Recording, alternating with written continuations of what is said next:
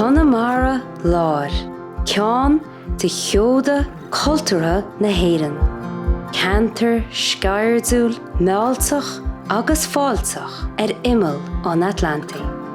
Níor bhfuil me haon I riamh gur chaime bhfuil go dtíon chathair. Tá mí heappa gur choulúir dáma seo áit breát socair. Síomnas agat an seo. Tá sír agat. Má mar óra díana seo, tá na gasran a díana, tá takeíocht am ó mhuintir. Níor éire me gur ráram imeacht ó náte bhád.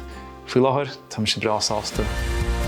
Pobal, beo, ríomhar agus fáiscithe.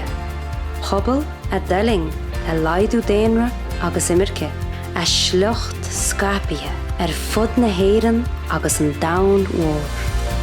In aineoin sin, níachas spirit an phobal I léig. It's probably a really good time for people to review and maybe be selfish about where they'd like to be located.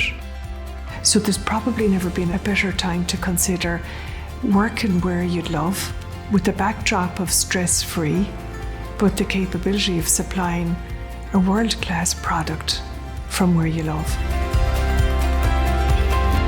Tá Conamara Láir inis thuirseach ré nu. Ceantar atá nascaithe leis an domhan mór, an nuallaíocht agus na hachonnaí áitiúla, ag gobar a sláb a chéile son an phobal. Is dóthaí dús nach raibh se héasca sin an cineanna ó bhaintheing in seo Somália nó ar cheartan ba fantaháil san Astráil. Bhí sam go raibh se lántham a bheith Somália lá breá cíns. Ní romans gur fanacht an go buan, ní raibh se sin sa bláin I riamh. Ag deireadh léist is dóilm goil se tábhachtach go níosteach tú le do chrí go nach trostad as an mothúchan sin a bheith tuiste inat. Catúrála tain go neibreá chunahort amach. Tar bhála, tar an seo, chur fút an seo, bí a gobar an seo, tóig do chláán an seo.